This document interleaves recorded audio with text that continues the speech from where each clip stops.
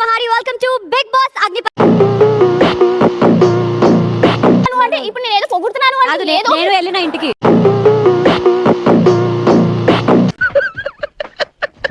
Okay okay అక్క నీకన్నా voice పెద్దదక్క, మరి నాకు చెప్పారు నీకన్నా ఎక్కువ ఎంటర్టైన్ చేయగలను, ఆల్రెడీ చేసేస్తున్నాను,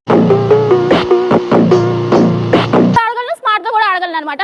and last but not least ఆడపులి గారు త్వరలో మీ పేరు నేను సొంతం చేసేసుకుంటాను. బీబీ ఈ సీజన్స్ లో అయితే పక్క నేను విన్నర్ అయిపోతా. చెప్పాను పొజిషన్స్ ఎక్స్చేంజ్ అయిపోయినాయి, ఆల్రెడీ యాంకరింగ్ పొజిషన్ తీసేసుకుంటున్నా. నెక్స్ట్ యాంకర్ నేనే.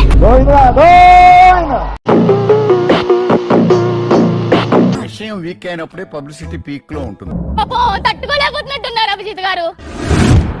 అగో రెడ్ ఇచ్చేసాడు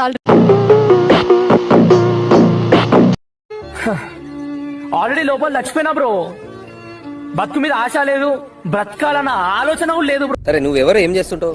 అంటే మాట్లాడటం కాకుండా సాఫ్ట్వేర్ డెవలపర్ అన్నమాట. ఇట్లానే మా మేనేజర్ వాయిస్ ప్రాంప్ట్స్ తో చేసేస్తుంటావు సాఫ్ట్వేర్.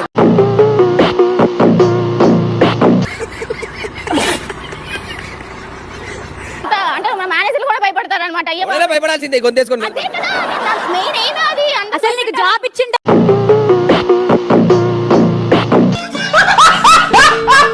గూగుల్లో BB9 విన్నర్ ఎవరని అంటే ఒకే నిమిషం ఒకటే నిమిషం ఆగు.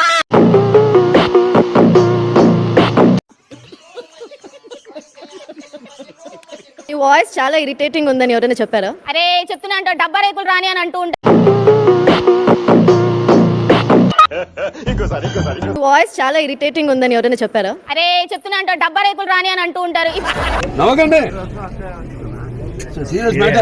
ఒక స్టెప్ అటు జరుగు. మీ ప్లేస్ లో యాంకర్ అయిదాం అనుకుంటున్నావా? లేదు, మీలా డబ్బులు సంపాదిద్దాం అనుకుంటున్నా.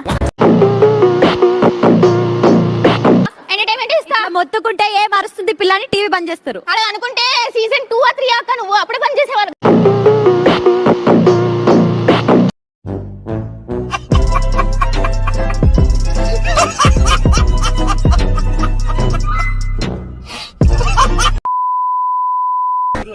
వీడియోలు చూస్తున్నా కానీ ఫాలో కొట్టట్లేదు. ఫాలో కొట్టండి.